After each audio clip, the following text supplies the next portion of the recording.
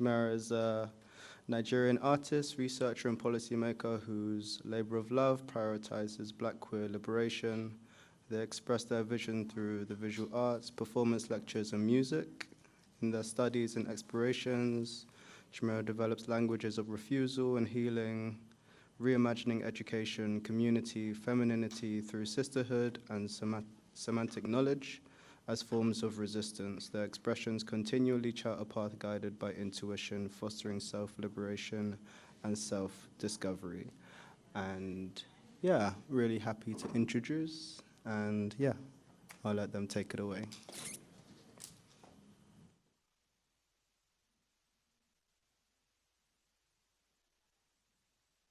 Hi everyone, it's a pleasure to be here today and actually to open this lecture. Today I was on the phone with my mom and I was speaking to her about like the contents of this lecture. And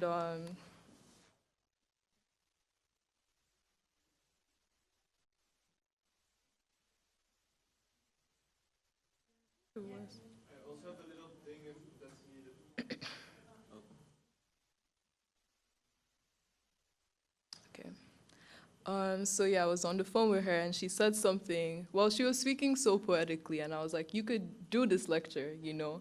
And as a result of that, I started recording and there was something that she said that I'd like to play before going into the content of the lecture. The artist is a gift, no? And whatever in order to develop in your brain in another way. So then I think who make music, who make art, who make something in that area, for me it's a precious person, always. So what she said was, who makes music, who makes arts, who is a creator is a precious person. And yeah, I titled this lecture because I wanted to share some of my language with you all. The relevance of process and practice is to say that arts is more than a commodity, and arts is more than a product-based practice and can actually be something that allows for change. It is also a practice that has existed long before the institution, and it is a form of communication, which to me can communicate freedom by way of a labor rooted in performance, which is why I call art a freedom-based choreography. As I go into this, I'm going to talk about how the language of, or rather how jazz has allowed me to reorient my language around arts as a practice, and how also it's very important to question the logic of your labor as an artist, especially in a commodity-based world of capitalist realism. Yeah, and also the reason of calling it a freedom choreography to also describe it as a performance is important because it suggests more of a sensory engagement with the practice of creation. Like again, creation isn't just a visual thing, but can be an embodied practice that again goes beyond spectation.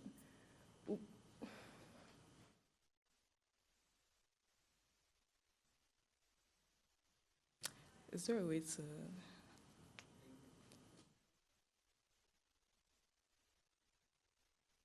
Okay. Questioning the logic of my labor. So I'm going to go a bit into details as to my background. Before I attended Blacker Blackness temporary master program here at the Sandberg, I was a student at the University of Amsterdam. I was actually studying literary and cultural analysis. And I've always practiced art, but art to me was something that I did in my bedroom. I couldn't really afford to go to art school, especially as an immigrant here in Europe. My parents found that, okay, if you're gonna study something, you might as well study something that'll get you a job, and we already know that story. But yeah, at the University of Amsterdam, it was very interesting because I was taking so much theory in. And honestly, I love theory. I feel like a huge part of my arts practice is very theoretically based. But something I noticed within the learning of the different theories was that we tend to source our theory and knowledge from the lived experience. We source it and we code it into a different type of language that I notice fails to return back to the lived experience. So it's like, okay, we're starting with the lived experience, is being translated, and then it ends up within the walls of the institution.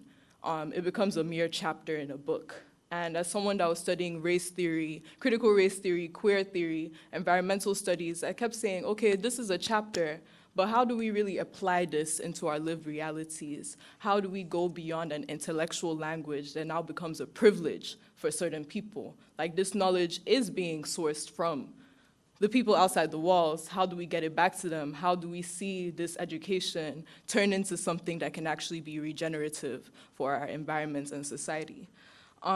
So by the time I found out about Blackness, let me just define what that master's was.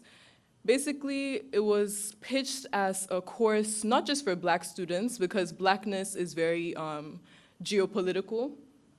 We had people that were colored within the classroom that couldn't necessarily identify as Black, because in South Africa, there's a different racialization of oneself. So in a way, the master's was pitching the idea of decolonizing one's art practice, and how do we do that collectively. So it really centered theory, but theory as a practice and unraveling within our different disciplines, because everyone within the masters had a different artistic and creative background. We had more writers than actual painters, for example. But yeah, by the time I found Blackness, I was still in my last year of university, and I was very excited. I was like, okay, I've been doing a lot of intellectual labor within the walls of the University of Amsterdam. I also noticed a lot of the time it was me going out of my way to learn things and presenting it to class. And I wanted to find a space where I could be met at a level where decolonization is already the praxis. It's not something I'm just newly introducing to a new classroom space or environment. I also went in with the question of how do I mechanize the theory beyond a chapter. I really wanted to know, okay, Blackness is a space where I'm being met at a level, but how do I really embody the change I keep reading about? So before I get into it, I'm gonna read this piece of text from Toni Morrison's Song of Solomon. It goes, he had remembered something or believed he remembered something. Maybe he dreamed it and it was a dream he remembered.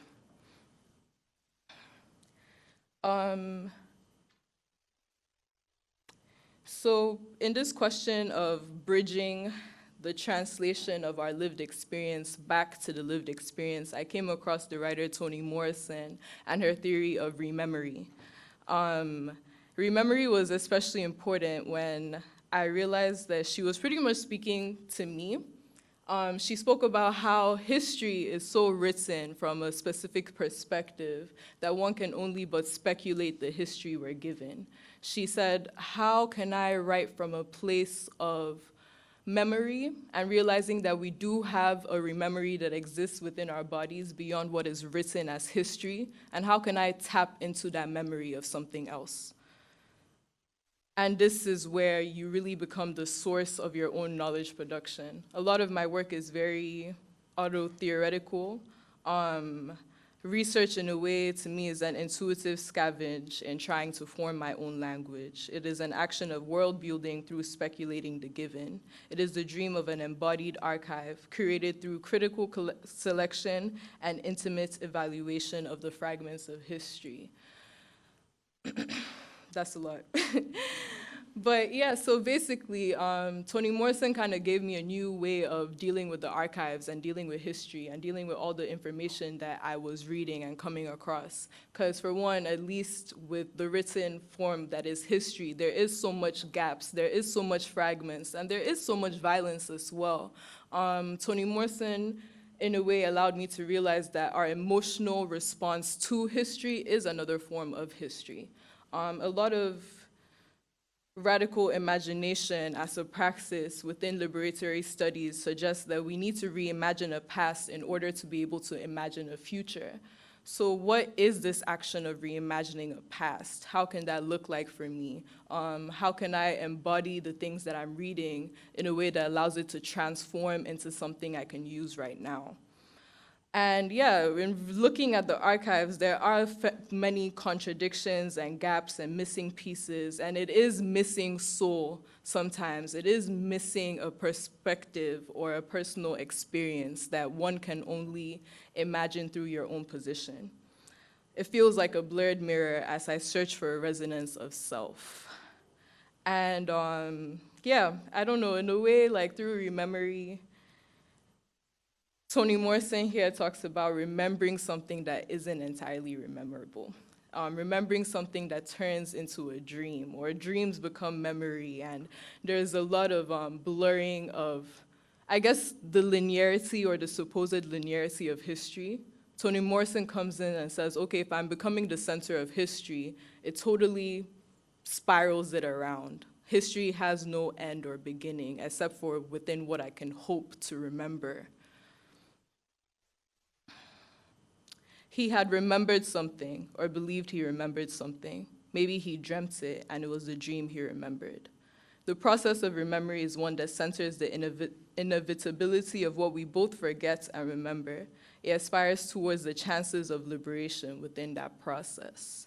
Yeah, so memory is something that I actually wrote about in my first thesis for my BA at the UVA in literary and cultural analysis. And to me, that was sort of like a breaking point, the freedom practices of rememory. But I applied it to the uses of aesthetics and images and how the ways in which we create and repost and share certain images can allow for a new type of world building.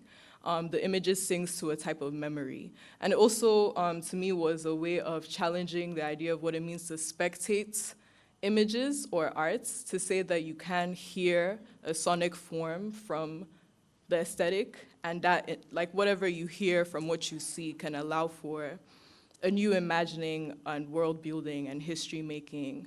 Again, continuously trying to reimagine the past in order to imagine a future. And that's really where my headspace was by the time I got into Blacker Blackness. So, to be free of an imposed history, the truth, of course, is that we are all raced. Wanting that same sovereignty, I had to originate my own fictional projects in a manner I hoped would liberate me, the work and my ability to do it. I could strike out for new territory to find a way to free my imagination of the impositions and limitations of race and explore the consequences of its centrality in the world and in the lives of the people I was hungry to write about. This is also Toni Morrison. I found a lot of power through her, again, in realizing, okay, there's a written history that I keep encountering within the walls of the institution.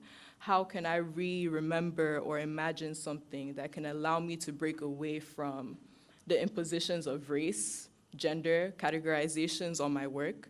I wanted to create or find ways of creating new languages, and again, languages that are sourced from the lived experience but can go back to the lived experience. I wanted something beyond the walls of the institution, and the only way I could go beyond the walls of the institution was really starting in myself. How do I embody the language and the knowledges that I'm choosing to produce, and how do I translate it and allow for it to transform into other spaces? To be free of an imposed history, to write yourself in. How do you or we want to be remembered, dismembered? Because in the action of remembering ourselves, there will be a mutation, a fragmentation. In a way, like, I'm hoping that I'm planting questions in your minds, as well as artists, because as I've started this process and praxis of world building and reimagining past in order to imagine a future, I realized that I'm speaking to a future, and that future is the future I want to envision for myself, right? But when asking ourselves, how do we want to be remembered, we have to realize there will be a fragmentation. Will the internet exist many, many years from now? What is your archive? How are you choosing to write yourself in? What is the mode of documentation you choose to engage with? Especially here at the Sandberg, I had a very precarious situation. I was especially feeling, I don't know, I don't want to get into like all that tea, But basically, I was feeling like I did not want to allow certain forms of my intellectual labor to be carried by the institution. So I was very intentional about the ways I chose to be documented or referenced. So even some of the things I do end up showing here, they're not things that I necessarily showed the institutes or the school. Because again, I wanted to move beyond the privilege that is this space and find ways of redistributing what I gained through here to the outside. And this is very relevant to what I did for my graduation show at the end of my master's. So I really want to show you guys these two texts. This is Wayward Lives, Beautiful Experiments by Saidiya Hartman. Intimate Histories of Riotous Black Girls, Troublesome Women, and Queer Radicals. Saidiya Hartman is someone that gave me language to realize that our everyday to-day experiences can actually be forms of anarchy and forms of freedom seeking. She kind of looked through the archives, and when you read this book, you might think it's a piece of fiction because of the way she wrote from an emotional place of response to actual records of criminalized Black girls in America. So she takes fragments and pieces of history and applies an emotional response to it, giving life to the women beyond their records as criminals. So in a way, you see their pleasure, in a way, you see the violence was actually entangled with pleasure. How they lived their day-to-day lives was actually a form of anarchy and freedom making as opposed to, I guess, violence that the law might try to depict these women as. I don't know, in a way the text was very crucial to me realizing that every day is a practice of freedom and the language is rooted in our now. The little decisions we make can actually allow for bigger possibilities of change. Because sometimes revolution can sound very abstract, very big, very large, but actually it starts very intracommunally, and it starts with one person. Audre Lorde uses of the erotic as power. That was pretty much my Bible throughout school, especially university, where Audre Lorde pretty much talks about what it means to source knowledge from our emotions as opposed to ration. She talks about a type of intuitive knowledge that is the erotic, and what it means to center your body's pleasure and needs as the source of your day-to-day, which allows for forms of refusal and forms of reconfiguring your labor, which is the initial question I asked. Because yeah, coming into Blackness, especially as someone who, I didn't have a lot of money, I kind of stopped painting. I stopped painting because I realized how much of a commodity-based practice painting actually is. But from the perspective of, okay, so I couldn't afford canvases, so I just pick up stuff from the streets and I paint it. But dealing with galleries and museums and realizing that there's forms of preservation that is rooted in the materiality of your work. How long is the work going to last? How much value is going to increase over time versus art that just decays, art that just goes back to nature. I suddenly just dropped the paintbrush and I kind of found music there. But yeah,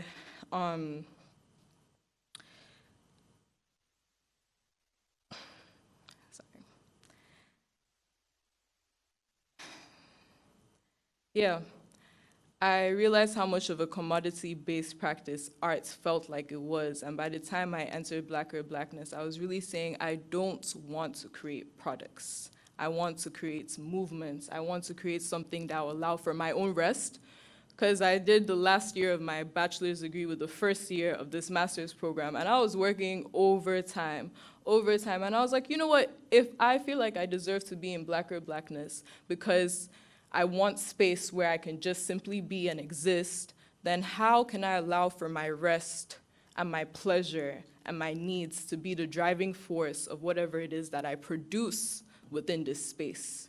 Again, away from surveillance, away from spectation, and even away from the archives of this institution, because I cared about my own archives. I cared about the world building I was making and how I want to be remembered. And I realized the people that will remember me probably won't be descendants of the lineage that is this institution.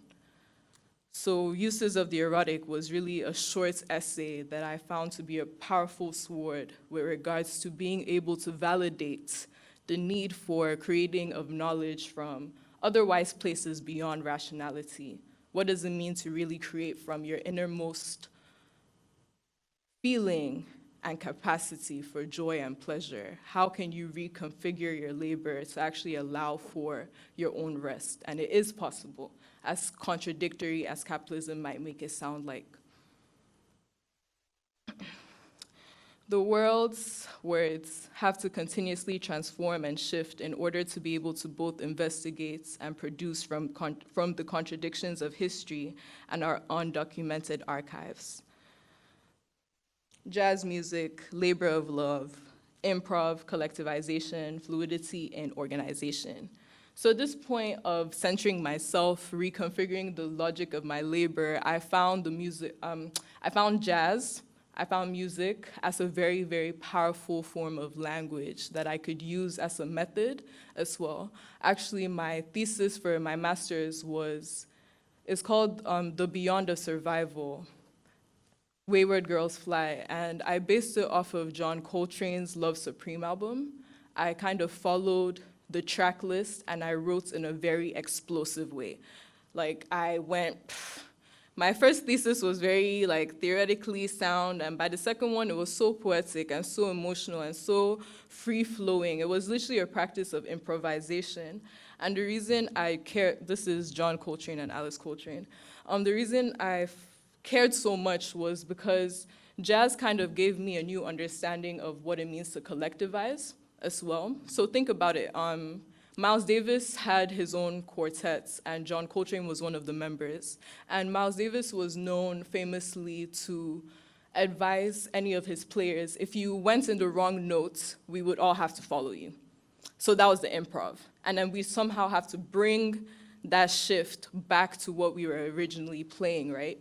And in a way, when I was really then thinking of, okay, I'm forming my own self, I'm forming my own archive of history and knowledge, but I want my me to turn into a we. And I actually got that from Saidiya Hartman. She also talks a lot about how our individual selves sing in a type of chorus with a larger collective that we can but only imagine before it materializes. But yeah, jazz really gave me languages of rethinking, okay, how do I play within this ensemble? How do I, and the ensemble is always changing, by the way, so the collective exists in different forms, whether it's in the class, whether it's in my relationship spaces. But yeah, I was wondering, how can I allow for more forms of improvisation that allows for, I guess, fluidity of thoughts and language, and therefore freedom of my own expression, which I find a lot of joy and pleasure in. John Coltrane was someone that really worked every single day. He played and played and played. And for his masterpiece, A Love Supreme, he was pretty much locked in his basement. Alice Coltrane is his wife, and she was taking care of the kids, and he was just there locked every single day, just playing.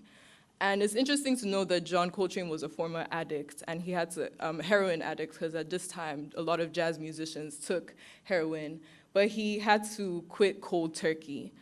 And in a way, just looking at his life and thinking, that was a labor that existed. I think every form of creation requires some type of labor, and labor has always existed beyond capitalism and the existence of our current institutions.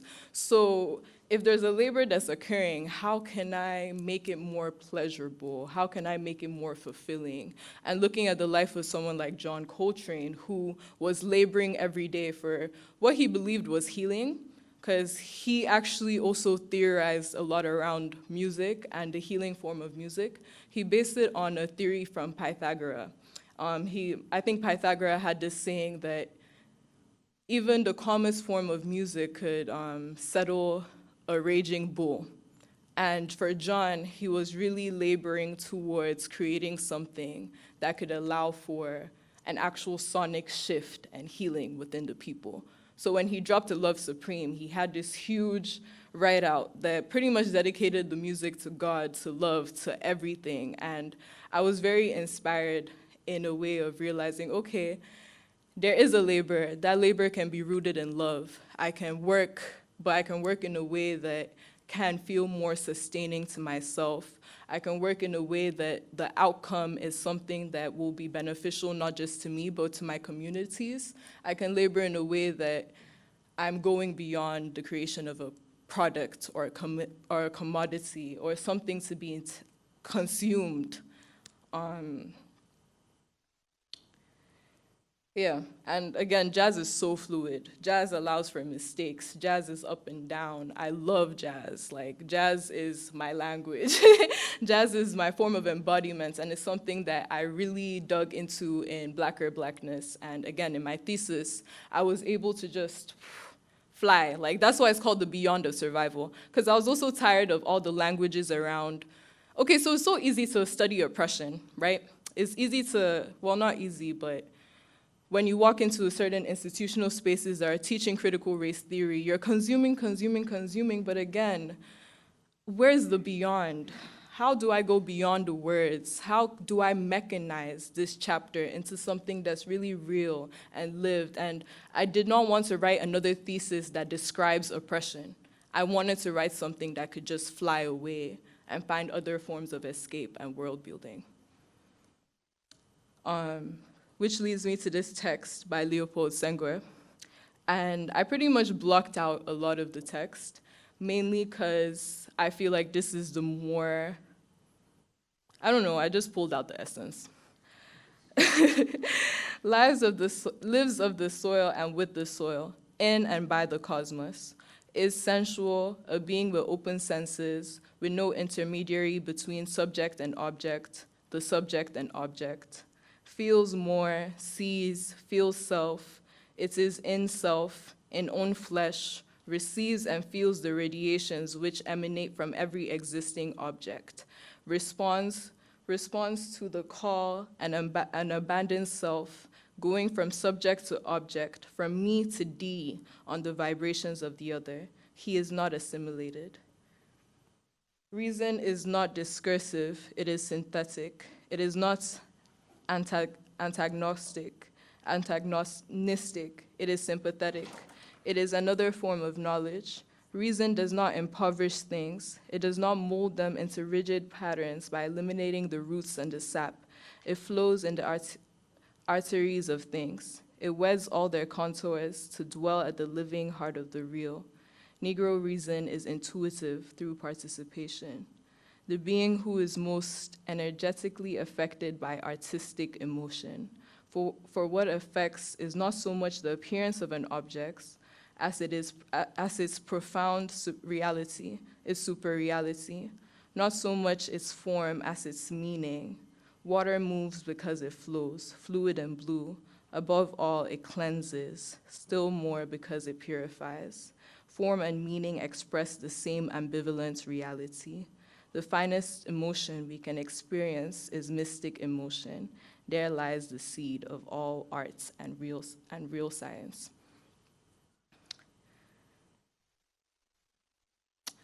So Leopold Senghor, I'm gonna go more into him, but just an overall, I kind of wanted to give a feeling for what it means, again, to source your knowledge, not from reason, but from emotion, and emotion as something that transforms your art from profound reality to super reality. When I was talking about the beyond, I guess I was talking about a mystique, and a mystique is an essence of something, an essence of a form. And I think this text really speaks against the spectation or calling art an object. Art is more like a super form, especially from the lens of Leopold Senghor. But I'll go more into that here with the birth of Wide Futures. And where Blacker Blackness failed me, I feel like Wide Futures became a dream and a reality for myself through which, where I felt I wasn't receiving what I expected to receive, I kind of created that reality for myself. And this is what I wrote. Wide Futures. Thinking of a space that promotes the radical unraveling of Black consciousness and hence grievances, thinking of what it would mean to censor emotions as the ever-changing truth that produces knowledge. thinking of knowledge transactions as a sacred ritual that spotlights the very physical and emotional needs of our bodies. A school of rest, a school of accountability, a school of the erotic. A school that rejects labor, a school that rejects the physical confines of the institution, a school that moves. The emotional locomotion that Senghor uses to describe seeing the God behind the mask. I describe what it would mean to re-remember freedom. I describe the highly personal and emotional choreography of life, a school that centers the lived experience above all, a school that re-energizes itself based on said lived experience, a school that rests and mourns, laughs and moves against towards the said lived experience. To call a class Blacker Blackness is to really talk about an experience, because Blackness really changes according to the geopolitical context of your existence. And one of the first questions I asked when we had our first Zoom meeting about what this program was meant to be was, will there be any space for grief? Because I surely know like the Black experience or any othered experience is to encounter so much grief. And again, grief within the archives, grief through the fact of not seeing oneself or seeing oneself from a very specific position of subjugation, seeing oneself from a moment in time that was written, not really seeing oneself from a place of deep imagination. There were so many people in the course that came from so many different backgrounds that could barely trace their own history. Again, we had to imagine and we had to dream of imagining, and even within imagining from our own individual standpoints, we also had to imagine how to collectivize as this group under this title, Blacker Blackness. And yeah, I guess when you're actually within the space of the institution, there's only so much. I mean, I guess it's nicer in art schools because we are emotive and all, but I still don't see that as an actual praxis for real knowledge being produced. Is there really space for us to cry within the classroom space? Is there really space for us to rest for real within the classroom space? Is there languages or frameworks that allow for the fluidity of such a lived experience? Because the lived experience is always going to be up and down, which is why I love jazz, because I felt jazz gave me space to allow for the contradictions that we will encounter as we try to create from ourselves or source our knowledge from ourselves. The emotional locomotion that Senghor uses to describe seeing the God behind the mask is because in that same text that I just read from, Leopold Senghor talks about African arts, and this was at a specific time of negritude, which was the appreciation of Blackness, and that was a new language at the time, coming post, I guess also around America's 60s of Black is Beautiful, which was suddenly a movement.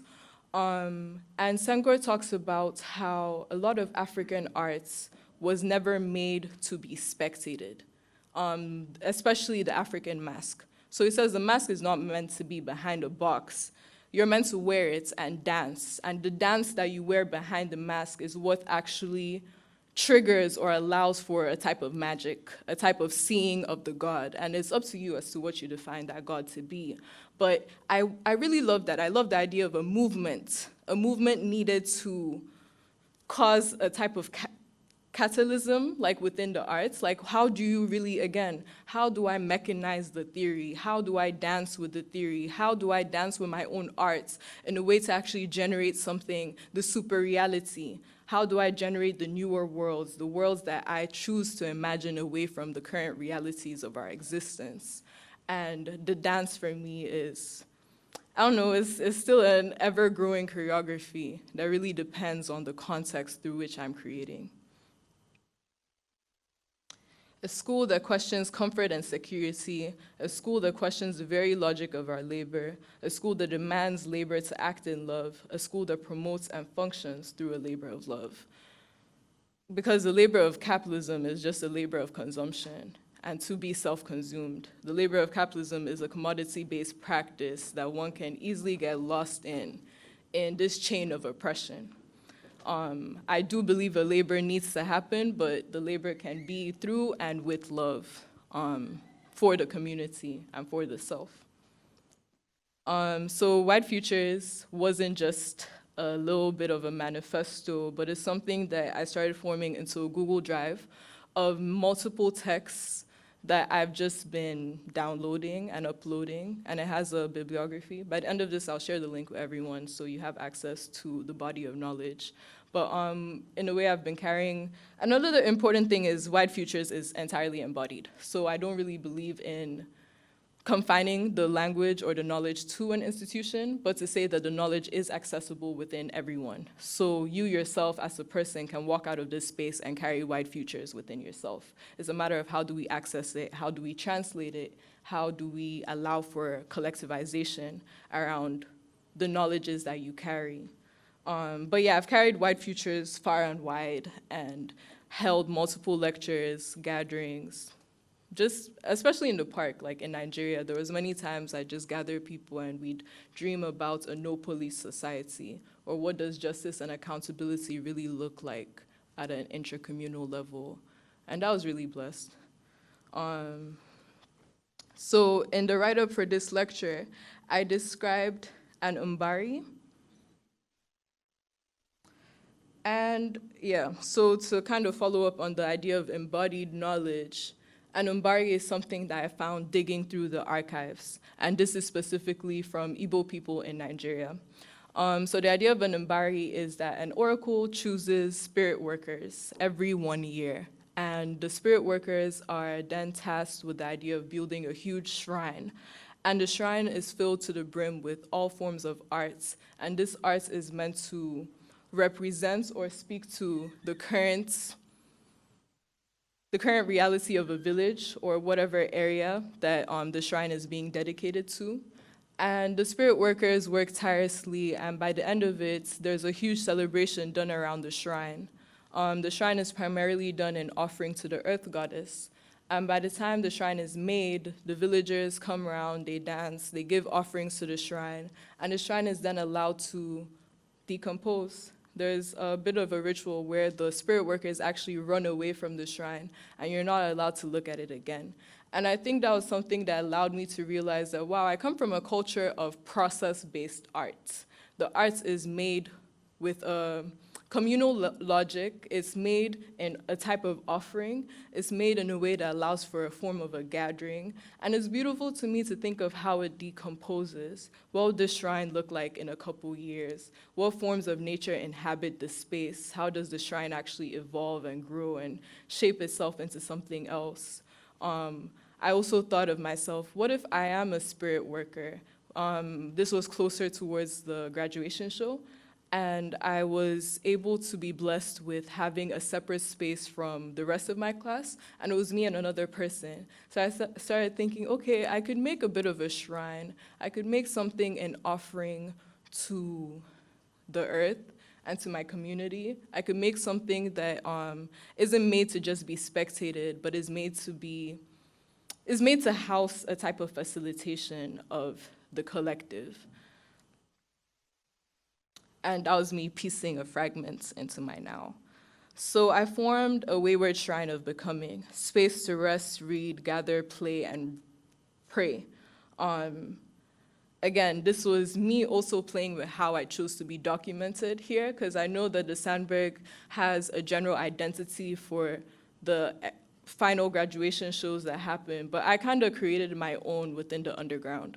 So I formed my own posters, and there was actually a series of posters that I used to promote this shrine because I specifically wanted a type of audience within the space, again, beyond the art world. The space as well is important to know that Blacker Blackness, we chose southeast of Amsterdam, mainly because immigrant popularity, a lot of Black presence there. But to me, just choosing that location wasn't enough, because we can choose to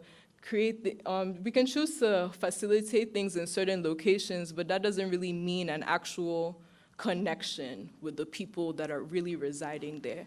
So something that was important to me throughout the creation of this shrine was engaging with the people within the area. So I started marketing primarily to, I was saying hood prophets, And that's the idea of someone within a neighborhood that has a lot of like intellectual knowledge, but it's probably your uncle on the street, just like yelling his ideologies. There was just different types of people that I started specifically saying, this space is for you to rest, for you to pray in, for you to play in, for you to cry in.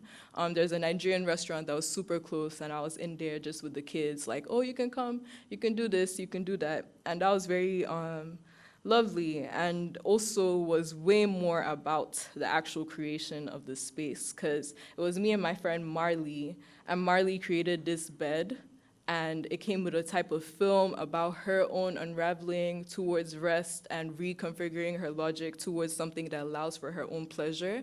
So as we made the shrine, it was so beautiful to know that the conversations we were having as we were cultivating this space were actually the seeds that we were sowing into this space, because when people gathered, they had so many deep conversations that really reflected what we were talking about, and that was just so incredible. Beyond an altar setup, I had multiple books. I had the Wide Futures Library, so there was a lot of people in there that were continuously reading. There was a lot of divination cards, so a lot of people were practicing forms of divination. There was a lot of crying too, I don't know why.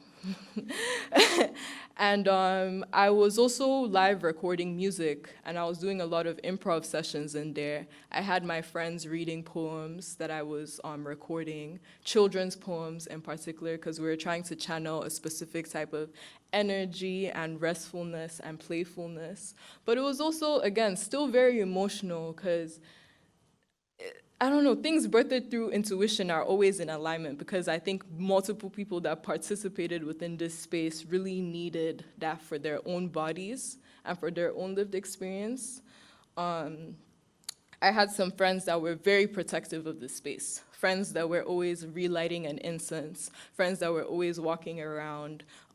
It was such a presence, and honestly, when people from this institution came by, they were a bit scared of entering.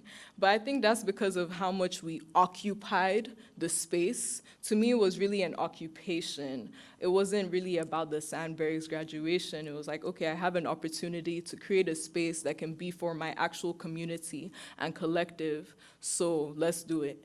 And yeah, in a way, I love that discomfort, because to me, discomfort is always a place for questions, for actual knowledge creation. So if you feel uncomfortable in this space, why is that? Like, why can't you also sit in front of the altar at a level? Because the arts, the way I placed it was also in a way not to be, and I also purposely chose this blurry image, but the altar was created in a way not to be looked over, but you had to actually sit down and be with the arts. So the arts was really allowing for the facilitation of whatever activity or ritual you'd like to do in front of the altar. I allowed for people to give many offerings, and at one point there was like cookies, a bouquet of roses. Like, the altar itself transformed. It became more than what I even could imagine it to be, and by the end of it, I had so many relics, so many, like, I had a deck of cards, I had someone's like teddy, I had like a ring, I had so many beautiful things that made up of a collective that, I mean, I was initially imagining, but somehow it materialized before me. And a year later, after the shrine, I was able to share a soundscape, like 23 minutes, featuring everyone from the shrine with the readings, the music I composed. The soundscape itself had like a lot of nature, music, water sounds. It was very beautiful, and in a way, the shrine kept giving back to me, you know? And I think that really allowed me to realize a way of creating art that, again, moves away beyond the pressures of having to create a final object or having to create this thing that will come with many questions of, preservation, of where will it go, how long will it last, how will its value increase over the years. I allowed the shrine space to sort of decompose. And in a way, the decomposition is sort of fertilizer for me right now, because, yeah, as I said, I did receive so much back from the creation of this shrine. The music alone is incredible. And it really did take me 1 year to finally like go back to it and be like, oh, wow, like it's time to share. It's also lovely to know that some of those people that I attracted into this space, I purposely put this man over here lying down on the bed. That's a brother from New Guinea. I just randomly met him outside of the shrine, and before you know it, he was helping me clean up every day. I was letting him lie down in the bed, and it turns out he's an ex-convict here in the Netherlands, but due to a racial attack that he experienced, but had to self-defend himself in. And yeah, I was like, wow, this is really who I made it for. And here they are, like with me in this space, enjoying the liberties of what it means to actually have a space full of art and for the people. And yeah, I hope through this lecture, I'm gonna open space for questions now, but I hope through this lecture, you've been able to gain new forms of languages or new questions in your own practices. I hope to be able to share wide futures with you all for your own selves, and thank you.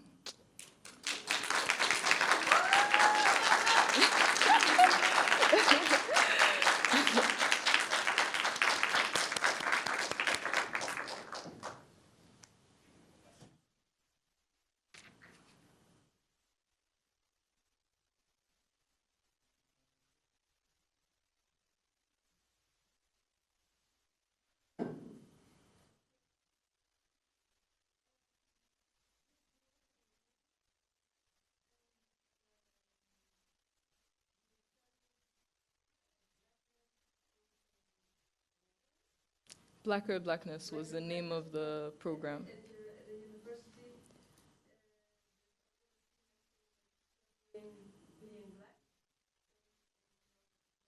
In non-black environments, yeah.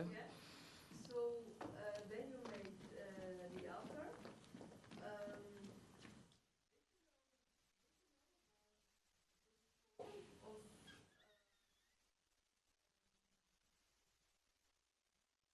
Attitude in a way. Like if I knew beforehand. Like I don't know how what your life was in Nigeria. So I'm curious on was it somewhere experienced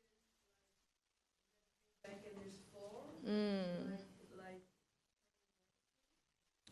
showing gratitude?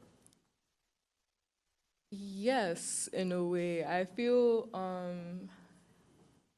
I grew up in Nigeria in a way that I really took for granted what it means to grow up in a majority black space, because coming to Europe, I came to Europe at around the age of 14, and coming to Europe was very traumatizing for me because I moved to Spain as well, southern Spain, and the racism I encountered, I didn't know racial trauma was a thing until I really spent some years there. So in a way, like coming to Europe allowed me to realize, wow, there's so much I had there that, I mean, when you're living under duress and so many people are fleeing a country, you're unable to really see the value of a space because survival is on your mind. Like my parents chose for me to come to Europe out of prospects of survival. The violence was getting too much, but I normalized that violence actually. Like to me, that was my norm. And there's certain things I can share now that I realize, oh, actually that was not normal at all. And it's this contradiction of coming to Europe for a safer and better place, but then this place has its own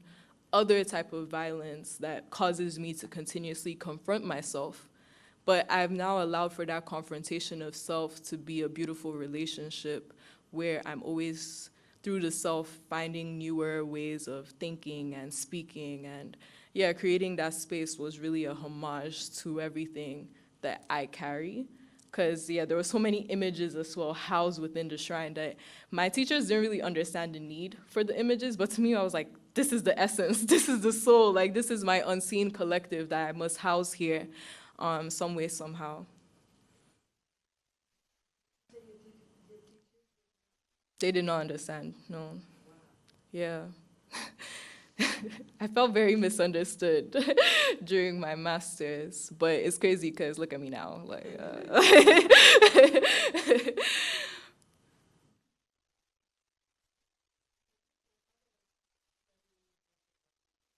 Yeah. So how was,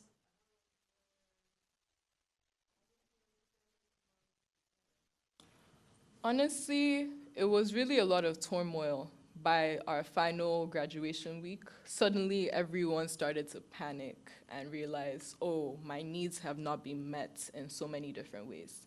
Actually, our day of like collecting our diplomas, we had a whole meeting and they were like, should we change the date because of how much people felt so unsatisfied. I think we all came in with like huge dreams, huge expectations, but we were really undermined by the school. You know, it's an experimental program, it's just temporary. It exists and then it no longer exists. Even again, like how do you define black or blackness? It's something we were to define. And by the end of it, I think a lot of people felt alone despite the collective, felt confused, didn't really know what to present. But it was very, but I feel like I clocked this way before, and which is why I suddenly made my shrine for myself, as opposed to for the gaze of the instructor. Because I think people then felt the anxiety of, oh my God, this is an exhibition, it needs to be at a certain like category and level, and we didn't really learn any practice in our program. It was way more theoretical, so people really felt lost about how to actually create a form of what they've been learning.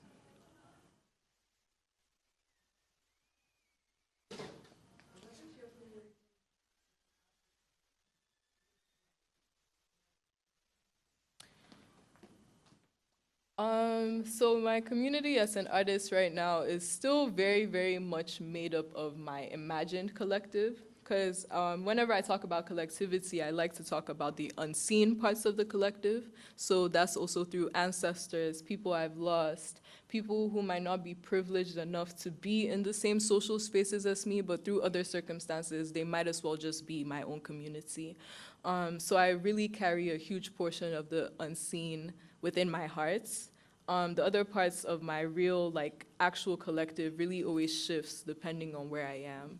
But I'm someone that, I'm continuously world building. Like, I walk into a space and I try to meet the eyes of people. I try to smile at certain people, especially when I'm aware of the conditions of their labor within a space. Like, what might it mean for me to walk into a McDonald's in central Amsterdam and find that the only workers here are Nigerian refugees?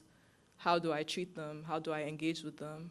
Again, I always do question, how can I reach the underbelly of society, especially knowing that I love the ghetto. The ghetto is so fictitious, by the way. But I love the margins. I've come to live in the margins, but when people in the margins are continuously being toiled and stressed and away from their bodies, how do you bring them back to their bodies? In a way to share, in the same way they can share the same pleasures as you. That's still a huge question mark for me. And that was something I really struggled with the shrine. Because I was like, okay, I want you all to come here, but again, like art feels like such a privileged space for certain minorities and groups who feel like, what is art? Like, what concerns me with art? And you have to find a way to bridge it back, bridge it back, bridge it back. We keep translating things sourced from the margins, but the margins need it the most, or the margins are already practicing it. It's only when we take the practice and formalize it that it becomes an actual practice, right? So how do we give language to the ordinary of their existence? Which is something I still continuously question.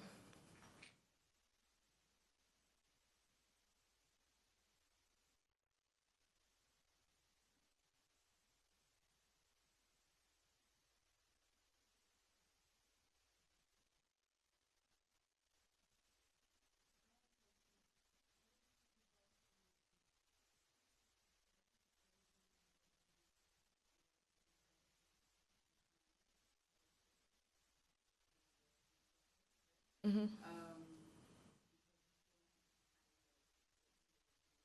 actually gave it life, even though it was Mm-hmm. very commendable. Thank you. How do you feel about that you did that? You know, at the end. Yeah, you was turned up. Yeah, but I really, Thank you. and, Yeah. but I did feel Hmm. like really succeeded. That's great. But yeah, so how do you? I felt so good, honestly, because by the end of it, I felt like that was a reward to myself, especially knowing how much intellectual labor I was giving, not just here, but also the University of Amsterdam. I was like, what can I really do that will make me feel good? And by the end of it, when we also did like a block party, and suddenly it was me DJing and all my friends just having a good time, like experiencing pleasure through our bodies. And we were just wayward. Like we were doing, like we really took that space and we occupied it and we had a good time. And that was what really meant the most to me. And I think the rest of my classmates appreciated it because it also became their own, like people would run from their shows where everyone's asking them all these questions and they come and just lie down in my space. Like, yeah, because we were just using it for ourselves as well. We were also resting. I also felt so good knowing that I was able to create music in there as well, and music that now, like, so many people have reached out to me saying, wow, like, this mix makes me feel calm, makes me, like, I captured the essence in so many different ways, because I was also scared of how it would be documented. And again, you could, I think the school website probably has like blank images of the space with like nothing, none of the life that actually existed around it. But yeah, you're a witness, which is very great. So I felt so good. I really did.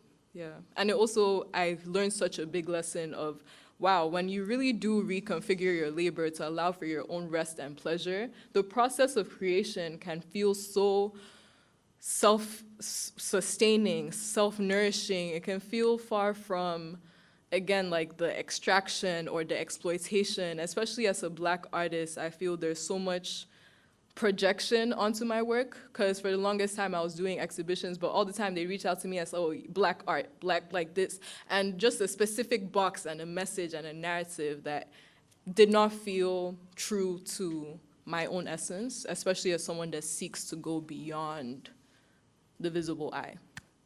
Yeah. Thank you. How am I perceived now in the art world?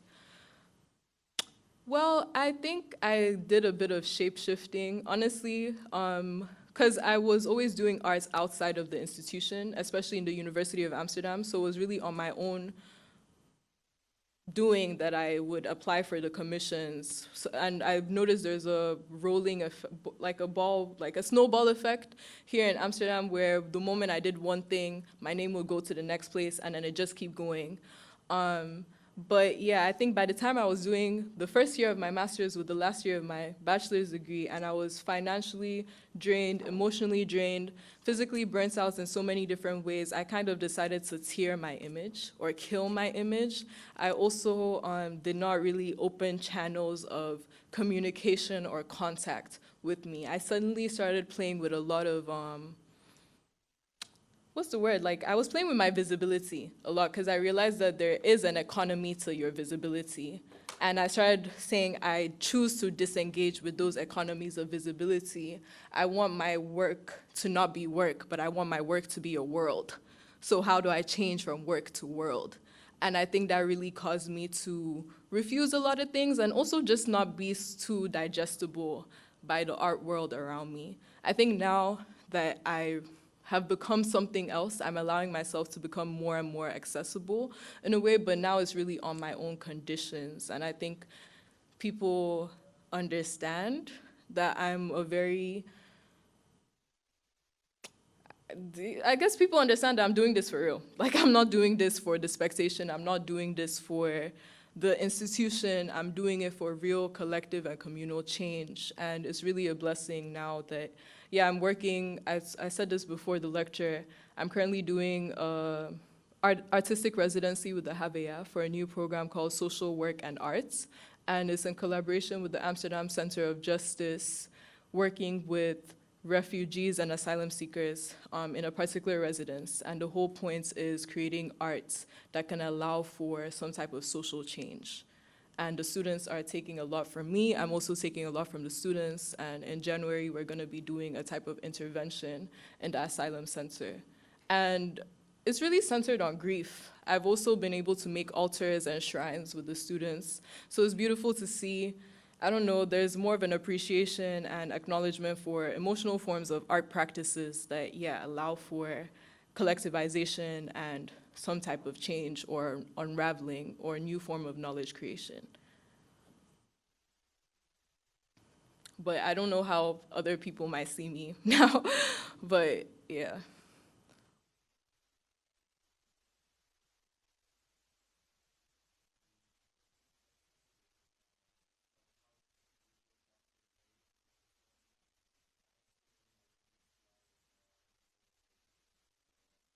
Yeah. Mm-hmm.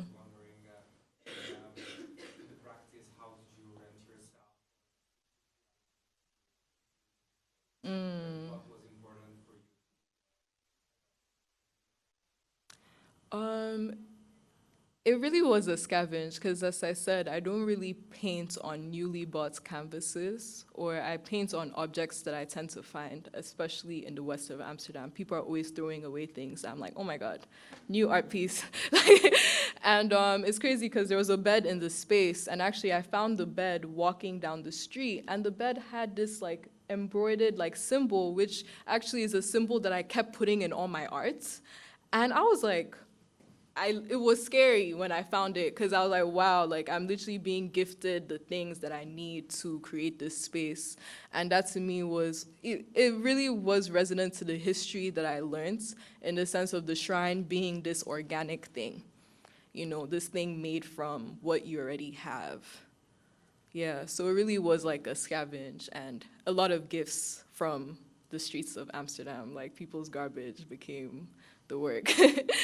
But yeah, it was, yeah.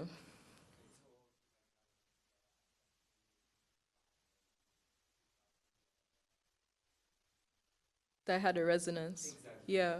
And also I allowed for my classmates to give offerings to the space as well. So some of the fabric was like something used from someone's painting. So in a way you could see bits and pieces from the rest of the group's work, like present within the shrine. And some really felt like the shrine protected their art in a way, because that was really like the final resting point after going through all our work where, yeah, we just needed the pleasure.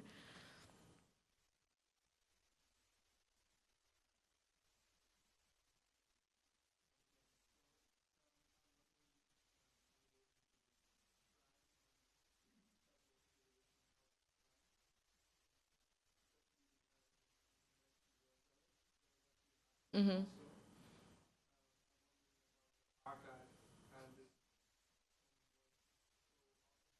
Mm, mm-hmm, mm-hmm.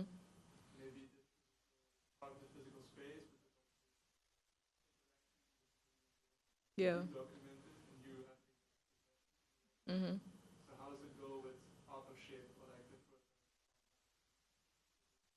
Yeah, so I think it was really important to say offerings, right? Like an offering is something you just give and you let go of. And I think the people that gave those offerings were very willing to be written in a sense, because yeah, they're written by way of the essence of the object, but not really themselves. Um, my friend Mo in front documented and filmed the shrine. So that was also another, like, but that's in their own archive, not even really mine.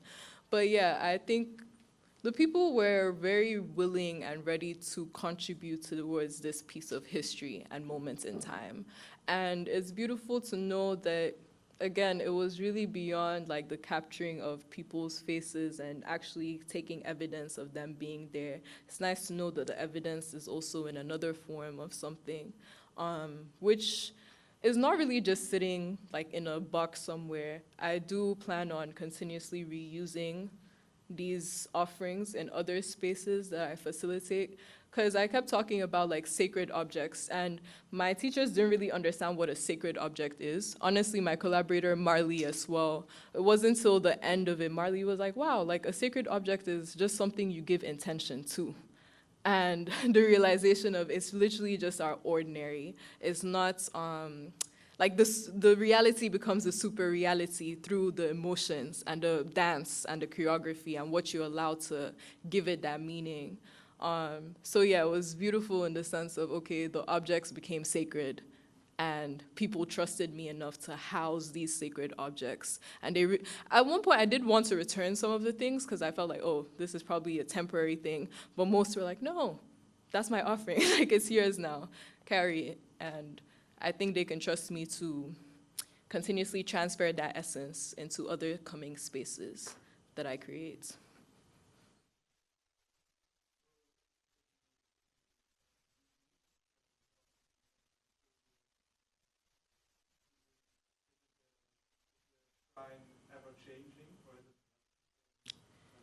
Definitely ever changing. Yeah. Definitely ever changing. Because I think each time the shrine is created, it will still be created as a space for new offerings. So other offerings will come in and turn the current existing offerings into something else. And some of the offerings are also in form of twigs, dirt. These are things that also change and actually transform. So it's really beyond my own hands, really. Yeah. But I do believe in the essence of transformation though. I don't really believe in a singular linearity. I love for things to always change.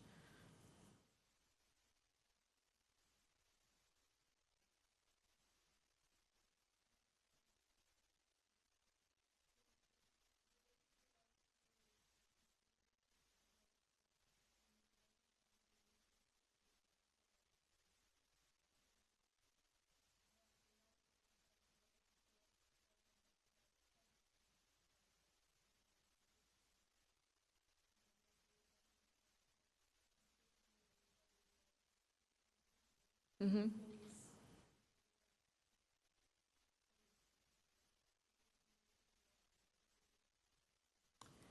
So when I was here, I just kept saying, abolish the institution.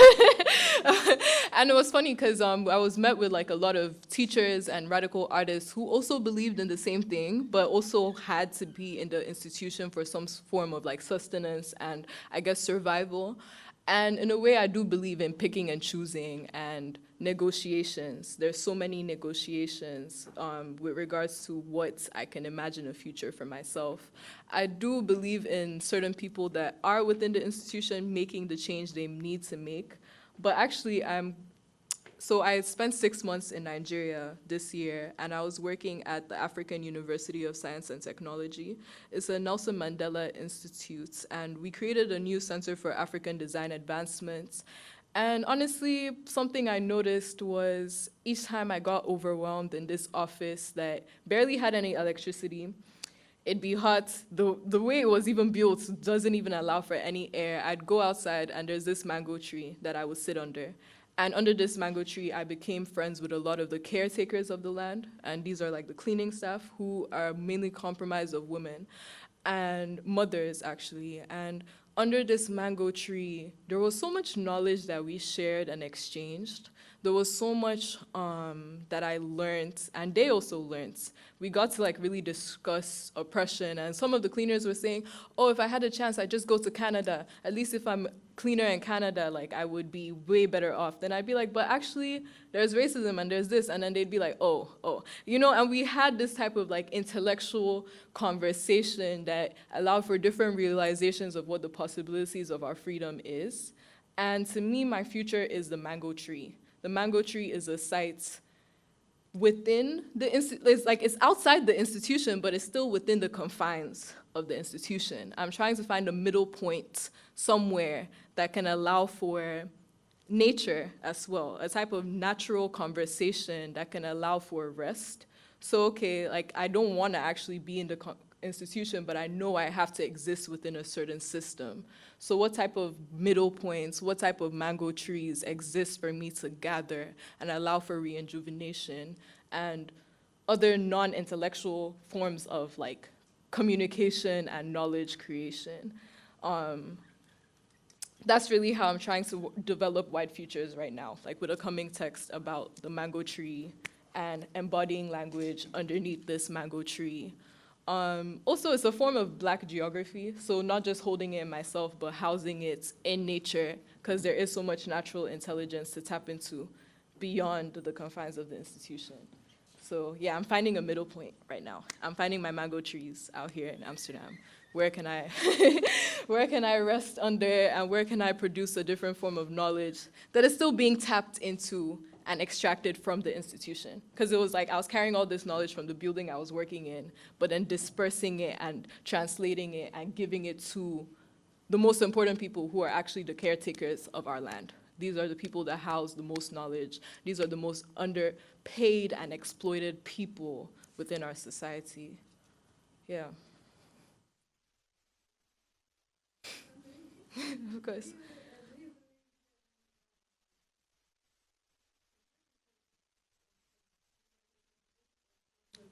Contribution.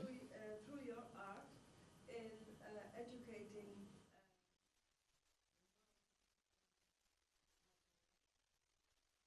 Could you repeat that? Mm-hmm. And I fully understand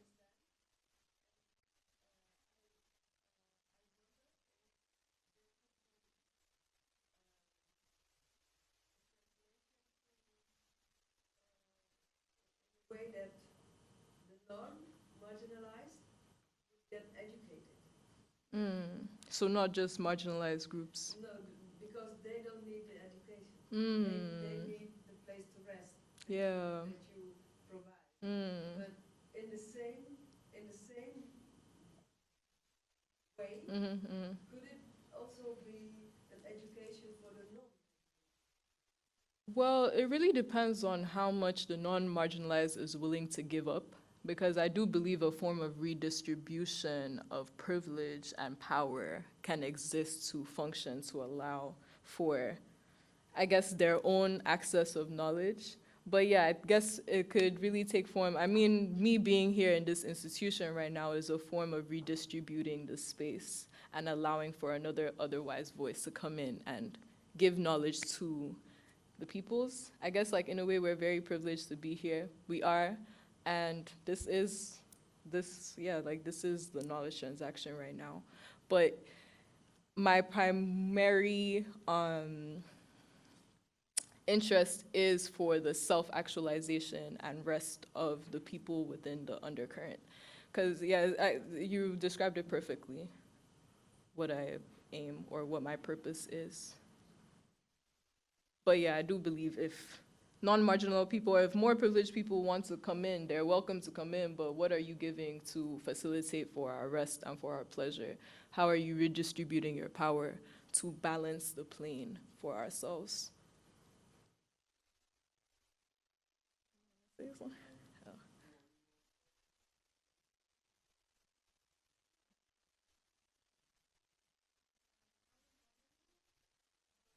shrine and the space you created.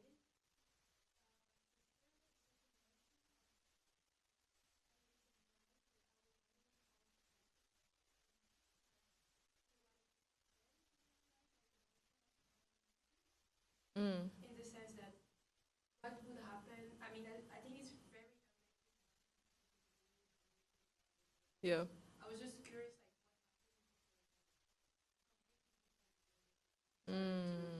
Interacts and occupy the space. how would you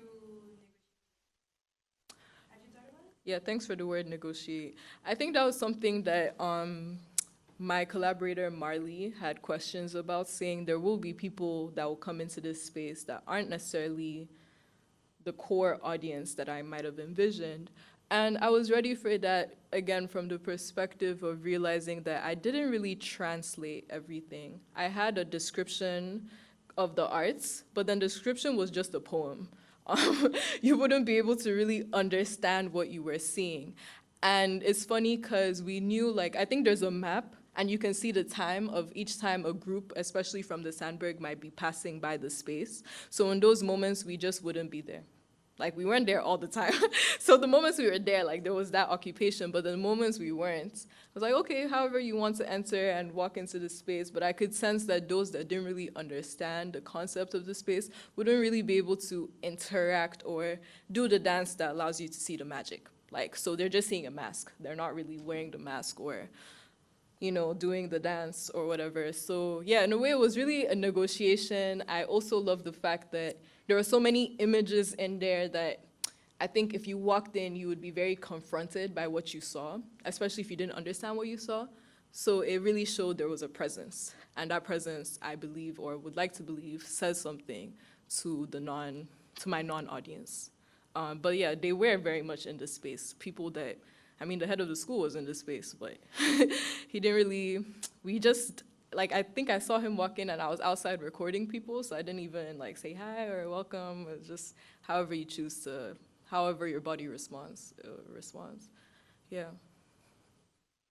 Thank you. Thank you.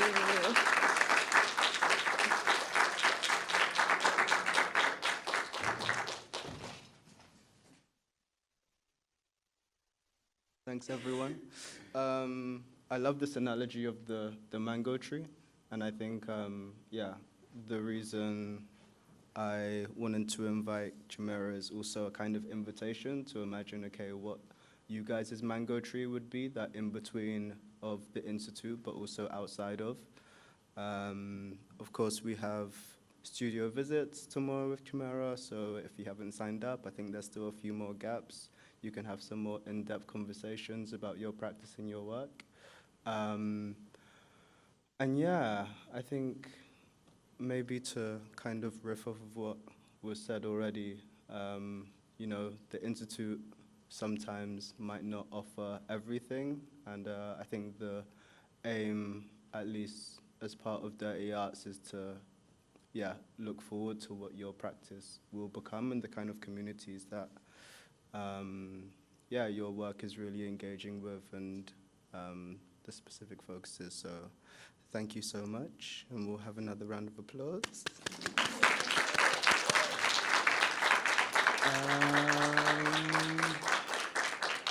That's it. Have a nice evening.